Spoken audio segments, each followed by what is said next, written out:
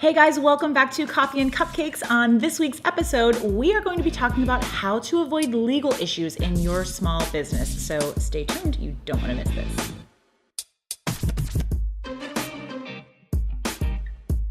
Okay, so here we are. We have my lovely husband back on the show, Brian. He is an attorney and specifically a business litigator. And Mr. Bubbles here is his chief advisor. So it was really important that you were able to get Sir Bubbles here to do the show with you. I don't go anywhere legally without my top legal associate, John J. Bubblemeister, also known as Mr. Bubbles. Look, I don't know if the beer is in the way. You see?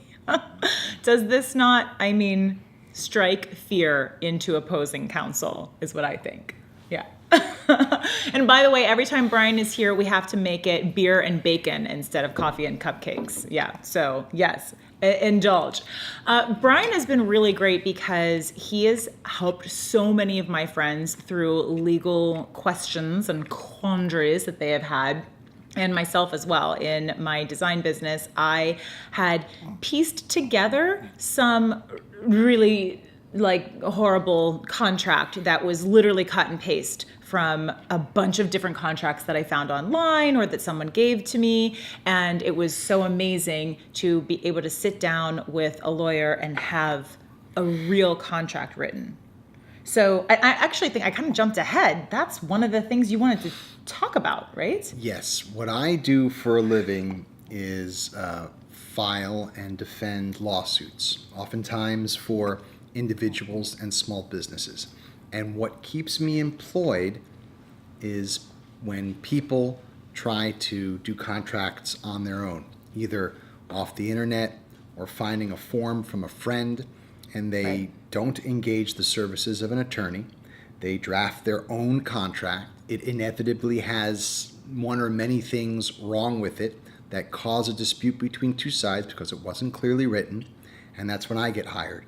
And so my advice, very simple advice for all people in small business, is to make sure you have a lawyer review any contract that you sign, especially your form contracts that you use all the time. You can actually save a lot of money in the long run by having an attorney take a look at your contract. If you don't have an attorney friend who will do it for free, then invest the couple $1,000s because you will spend 10, 20 times that amount if you get into litigation.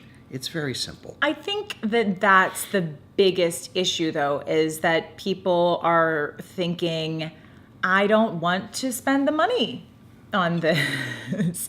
They're thinking, what could possibly go wrong? Stop feeding bacon to the dog. That's why he didn't want to sit on my lap anymore, because he wanted to go down and get bacon.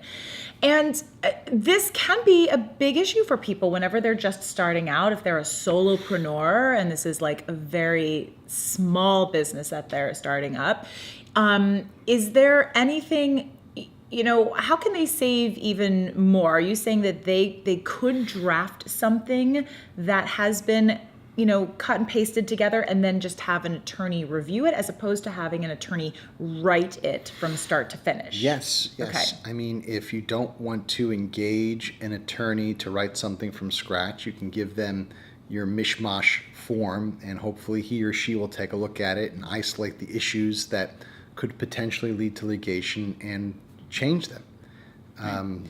So what are some of the, are there some things that you see over and over again that are missing from contracts that you think, oh my gosh, if only this was in here, people should know? There are many I'm sure. things. But one of them some basics. is what's known as an integration clause or clauses against oral modifications to contracts. Okay. Well, I don't know. What is an integration clause? An integration clause says that everything that is in the contract is there on the paper.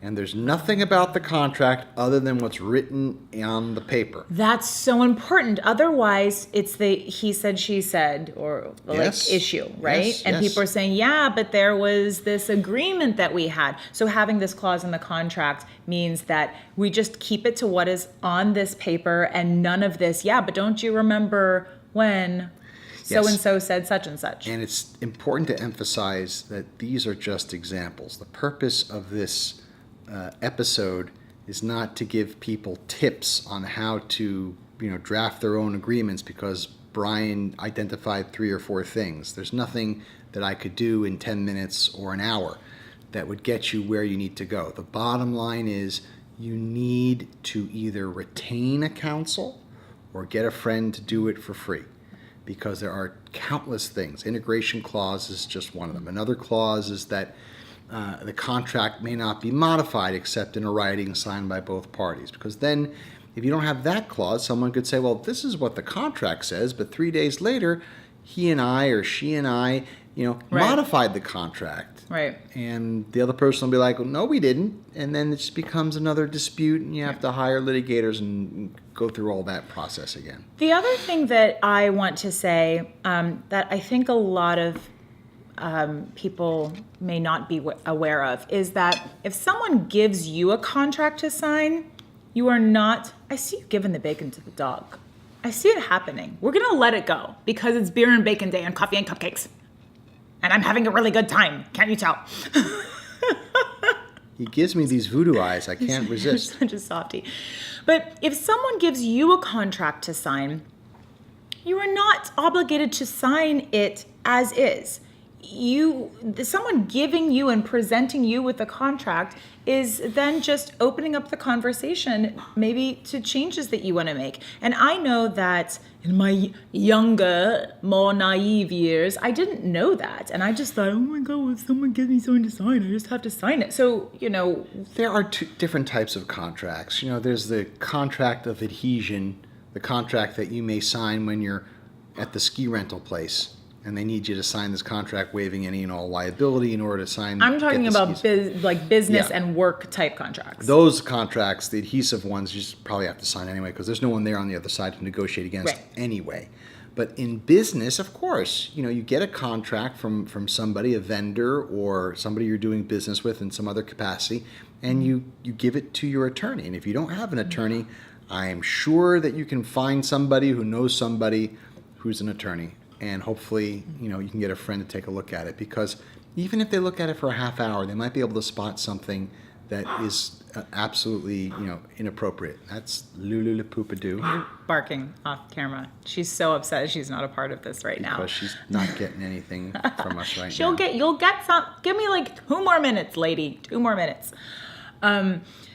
Yes, so I think that that's really important, because I think that we're taking this really serious topic and we're completely distracted by this, but it is really important. And I know that there are plenty of I can't. What are you guys doing to me right now?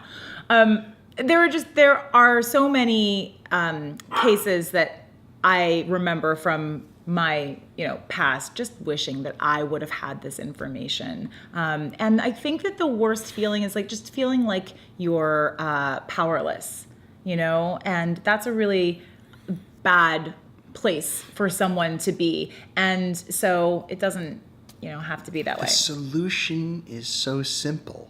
I mean, it's so simple. Okay, but let's talk about, and I know that we can't say how much it costs because the prices are different everywhere. I can tell you how much getting into a lawsuit will cost.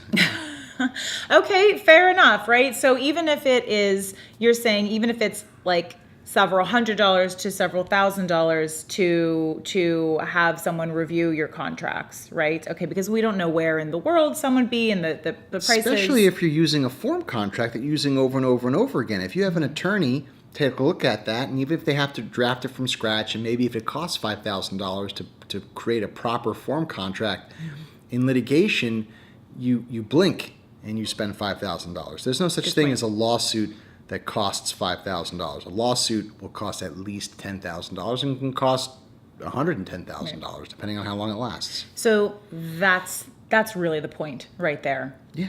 And if you're in a situation where you can't, drum up that kind of money, maybe you shouldn't be going into the business endeavor that you're going into. Make that a priority to get that handled, because it's peace of mind.